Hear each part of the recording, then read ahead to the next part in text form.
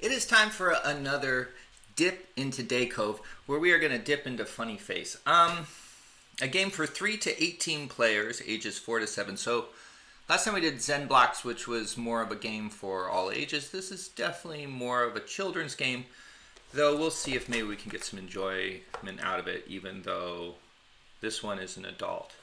All right, let's just read the little blurb on the box first. You can't see it. Can you see it now? That light is not helping. Okay, you can kind of see it. No. That's not going to happen. I'll just read it to you while you can look at the box, and I'll read the words. There's words here. You can kind of, if I can like shadow it. Yeah. Okay. Imaginations are set free in this hilarious active game. Players move around the board, helping each other bring all the things needed for a party. When someone lands on a funny face, a command card is turned which describes an action to be done. Cooperative play allows everyone to get into the actions without worried about losing and being eliminated. And because you keep up your mime until the next turn, many funny interpretations happen at one time. At game's end, there is an option for creating your own mime show. We advise parents and teachers to join in the fun. Plays quickly, great for birthdays, camps, classrooms, wherever young groups gather. Okay, so I've played this game before. I didn't particularly enjoy it. I like the premise, but I don't think it's executed as well as it could be. Here's the back of the box. See, they put the writing there because they don't have anything on the back of the box. All right. But this is a fairly standard family pastime game. Last time Zen Blocks, that was a little bit more unusual or special. Here's a little thing that comes in a lot of these. Our rules. And here's the board. Okay. So, there are game pieces in here. Are they missing? Nope. Here they are. Okay. So we've got a cake. Okay, if I remember correctly, what you're basically just trying to do is just roll the dice until all of these get here. And you can, they're not player tokens. When it's your turn, you can move any of them. Though I've found that children tend to identify with one or the other. So that's kind of confusing for them. But I think maybe that's just because that's what they're used to. So I don't think that's a bad thing, a bad change. We'll turn it this way so the Family Pastimes logo is face up. And we'll start stacking these cards here. This one's 1987, based on the original idea of M. Cristello and A. Huron. So this is a Jim Deacove game that he didn't even come up with. Maybe they came up with the kind of the meat of it, and then he designed this board. It's kind of what I'm guessing happened. Was there another token too? Okay, we have a hat as well. For some reason I remember there just being 3, but maybe that's the max, if you're familiar with that game. I shouldn't talk about that now, though, because today, Funny Face is in the spotlight. Now, it says it's a mime game, but these look to be pictures of clowns on the board. Oh, there's a 6th thing. Okay. We'll read the rules, so we'll know what we're doing. I haven't played this game in years, because, again, I didn't love it. And so, one thing I vaguely remember is that, so the players, the kids, are going to be doing the action until it's their next turn, or whatever action they have. But that can get a little chaotic, because one, you're asking them to sustain an activity, especially if you're playing with 18 people, right? I don't know how they arrived on 18. Maybe you could just play with infinite people. Since you're all just taking turns, you might just get one turn or no turn in that case, but alright. And again, it's a cooperative game, but we're just going to play it solitaire because I don't think that's necessary. I mean, it's kind of a party style game, so it would probably be more fun playing it with other people. Alright, ages for 3 years and up. Players from 2 to 18. Didn't it say 3 to 18 on the box? Yeah, on the box it says 3 to 18, but when you open it up, it's a surprise. You get like this surprise bonus. You could actually just play with 2 people. We're just going to play it with 1. It says the more the merrier. I kind of disagree. I think there's probably a sweet spot 6 party favors. Okay, here's our 6 party favors are provided. But since everyone helps to move all of them along, all right, a lot of people can join in. General idea, cooperative mime game for pre and primary school players. The players are going to a party and bring in the party favors that we need to have a party. Along the way, we'll be landing on spaces where we have to do pretend things for fun. I like when it's obligatory that you have to do something for fun. Takes 5 to 15 minutes to play. Players may use sounds as well as gestures. That's not mime. Mime, you can use gestures, but you're not supposed to use sounds, I don't think. I have a mime book here I brought in case there's time. We could look at this and find out the rules to mime, but I remember when I got this book, I looked at it a little bit, and I seem to remember it being you had to be quiet. Setting up, put the blank cards aside. I didn't do that. Shuffle the command cards well. I didn't do that, but I stacked them up and I didn't look at them. Place the deck with commands face down on the home space. This is the home space. So unlike a lot of roll and move games, you don't start at home, you're trying to get home. I don't know where you're at. Maybe you're at the party shop and you're trying to get to your new home where you're going to have lots of parties. In turn, players roll a die to see how many spaces they can move. We're familiar with that mechanism. We'll start with the trumpet. It's doing the fanfare. Now that's not part of the game, but I might do some actions just for fun. Oh, someone's here. Commander Root, we appreciate your company, says the robot. Hello, Commander Root. Am I reading that right? It's kind of squashed on the screen here. If you land on a clear space, you can rest until your next turn. So this trumpet is going to rest, and so am I. If we land on a face, then we do the thing, and then we got to keep doing the thing until we have another turn. So I'll try to do that. I'll try to keep doing the thing until I land on another thing. We'll see if that works. And if we land on an arrow, we get to move up. That's pretty much it. Since you can choose which party favor to move, count ahead to try to land on the arrows. Makes the game shorter. You don't have to get to the exact number to get home. You could roll a bigger number than needed. For extended play, a mime show. Should we read about the mime show right now? Maybe we should just get into it. We'll save the mime show for the end. Okay, so we did one turn, and we have a 3.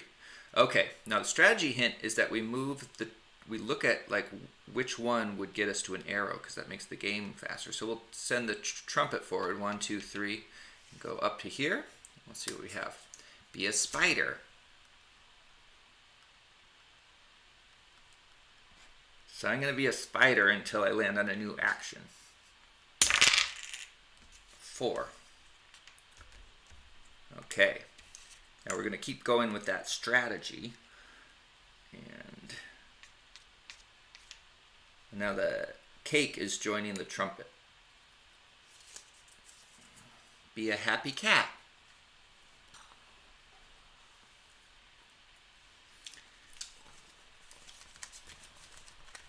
I guess it says we can use sounds. I'm trying to do original mime, but I will do the purring instead.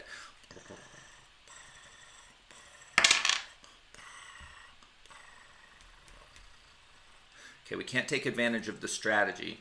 So let's just get some of these other things out of this space, the explosion space. Maybe it's like a rift in space sends all these party favors, and then they need a party to go to because that's their purpose, right? What are you going to do if you're a party favor?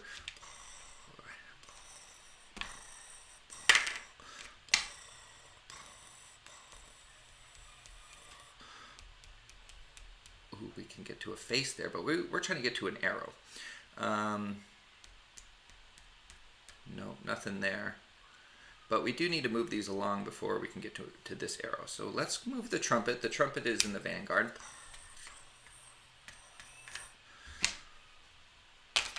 5. Get to a face. No, we don't want to move anything past an arrow. We always want to take an arrow. Oh, was I moving the trumpet the wrong way? Yeah, it was. Okay. Okay, the trumpet missed the arrow. We got a 5. Let's just move the cake 5. Yeah, okay, I get to stop making that noise. Pretend to eat something delicious.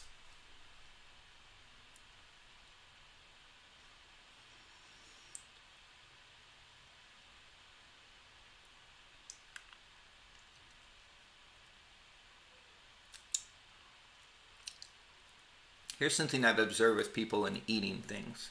If someone eats something they don't like, they eat really small bites, which, assuming they're going to try to not waste food and eat the whole thing, that's going to make the whole process take longer. So they're just prolonging their agony. Whereas if someone eats something they like, they tend to eat larger bites. And I'm talking more with children, because that's who I spend the most time watching eat.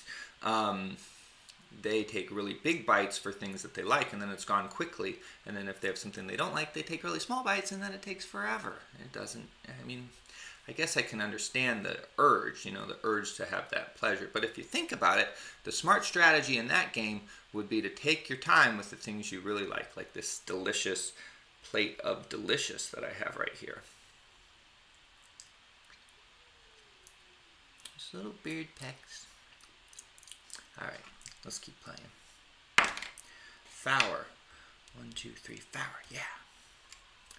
Okay. We'll try to get the present there last. We want to get the refreshments there, because people are going to need something to drink with all the miming. All right. Be a happy person. Okay. Let's do it. Let's roll the die and play some more. Funny face. Oh, okay, the balloons are going to come. That's good. We need to get it decorated.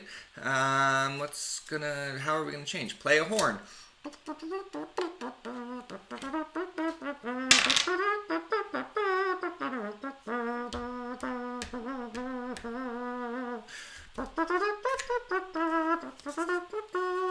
Be a scarecrow.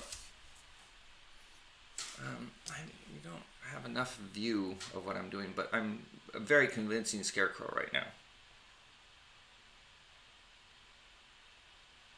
I used to be in this band where they had a song called Do the Scarecrow. So I have a lot of practice, because when we would play the song, we would all jump around the stage like this, with our legs straight, as though we were crucified. Let's roll again. We got a 5. Oh yeah, we know that if we go this way from here, we can go right up. So let's get I think the refreshments are more important than the balloons. And I'm sorry, I can't be a scarecrow while I'm moving these around, because my arms have to be out like that, and it just doesn't work. Okay, let's see what the next one is. Brush your dog. Okay, we'll put the dog right here. It's a miniature sort of dog. It's actually a rat that I thought was a dog.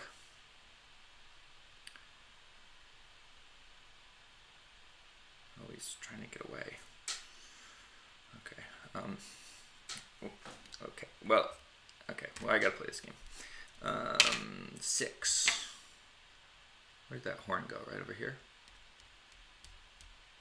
We're just dumping the 6s into the horn. We need to get the horn home before the others get home. I don't like having these in the center space, because then when you get the people there, it's kind of, I think this game feels a little like rushed in the thought process. I like the cards. I think those could be used for something, but I don't know if this is the best implementation. Let's just zoom the horn home.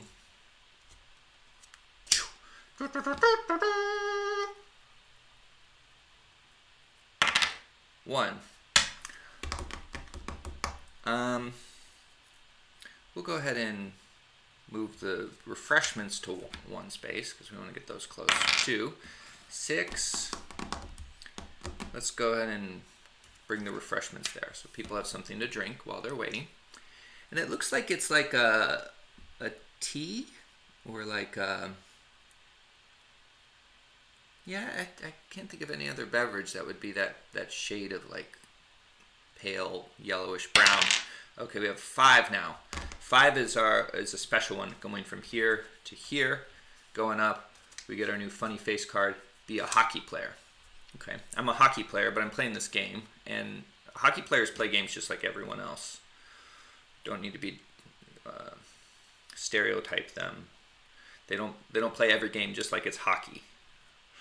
All right, 1. Oh, here. I don't know why I didn't do this before. The hat goes up.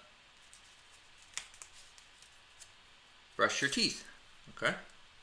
Oh, I have to put the toothpaste on. Okay. I've had a dream of being a mime. Not a dream. I don't think I dreamt it, but I thought it would be like a fun thing to do. Okay, toothpaste. But I have not followed through with that because I have lots of things I like to do. Let me brush my teeth. 1. Let's get the balloons there. We're going to try to get the cake there last, because maybe people will leave the party before the cake gets there, because cake is awful for you. It's bad for your brain. Get the balloons home. 2. I'm tired of brushing my teeth. Watch a movie.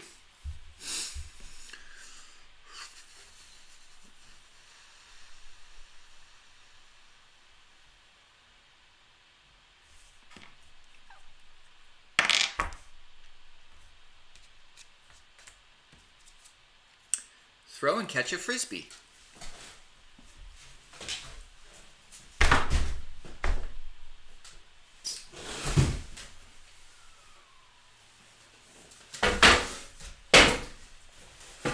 Alright.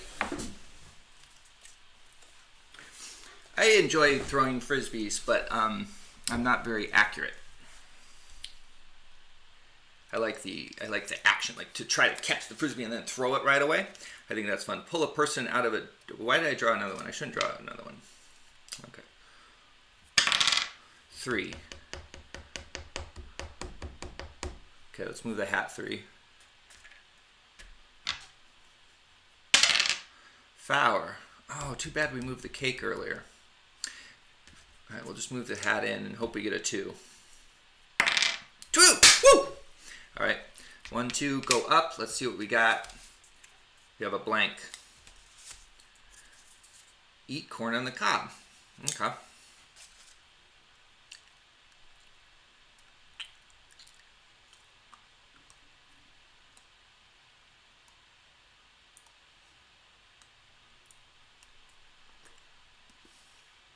My mouth is getting full now because I didn't stop for chewing on the corn I got off the cob.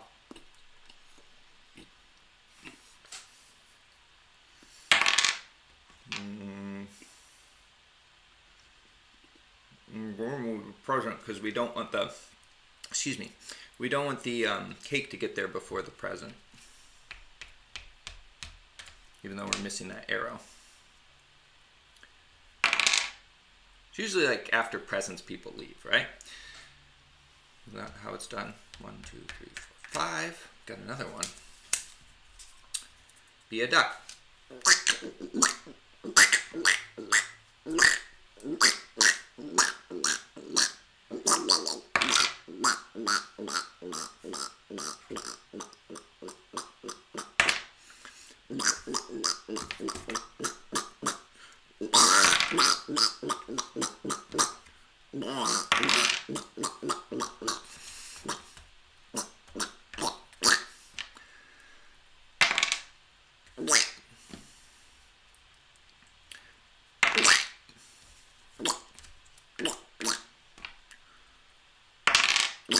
All right, and we beat the game.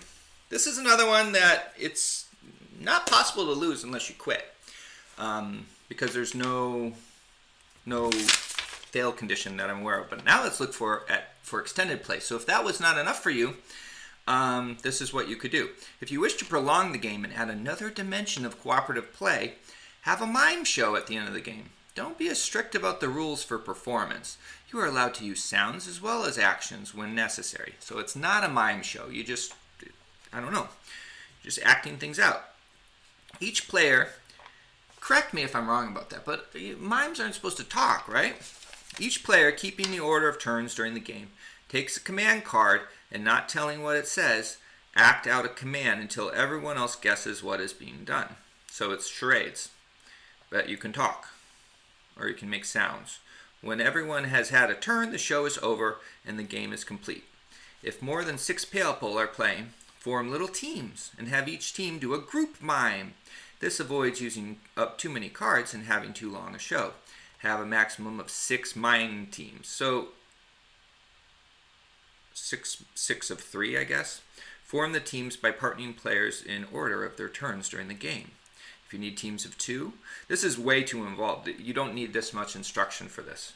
Then whoever had turn 1 and turn 2 become partners. Now the partners consult and then help each other in doing an action.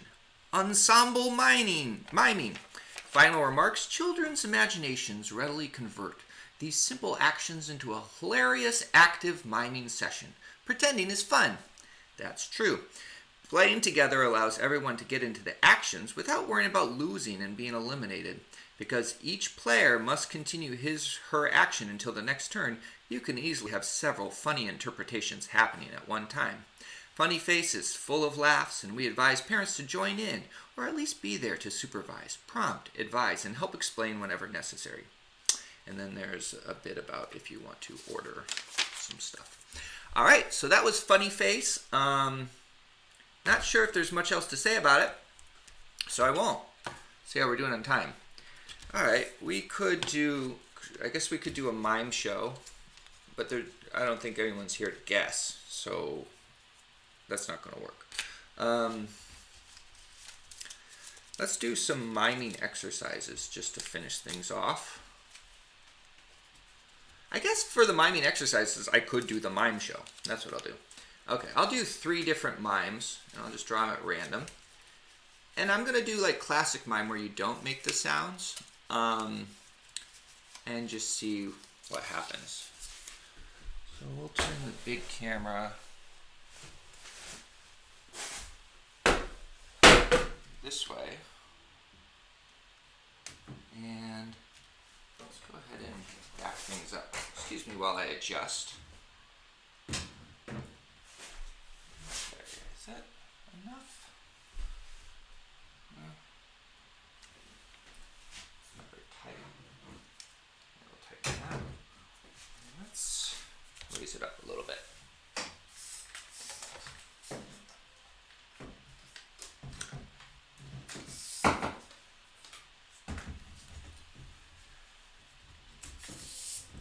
We're going to do a mime show.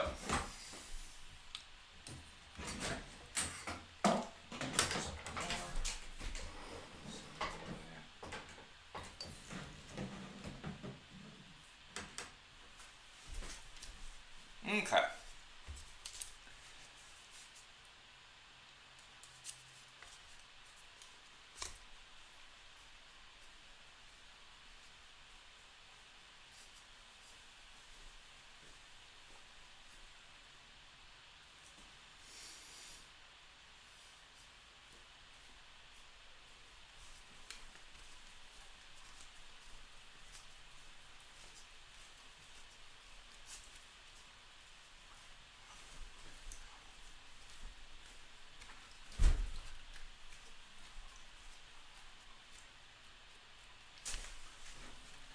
Okay, did you know what it was? I'm not going to tell you. You can just guess in your head.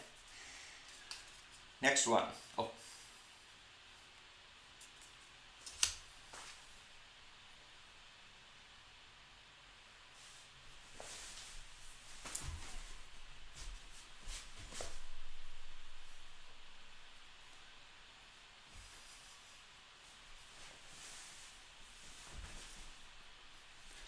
All right. Not very good at being a mime and keep talking.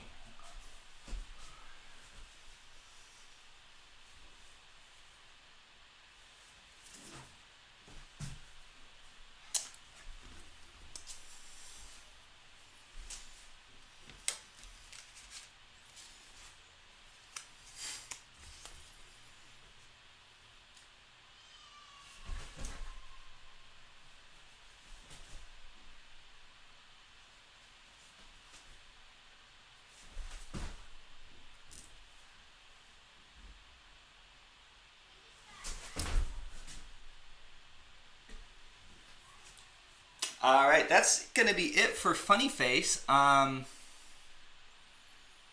don't know what else to say about it. Funny Face.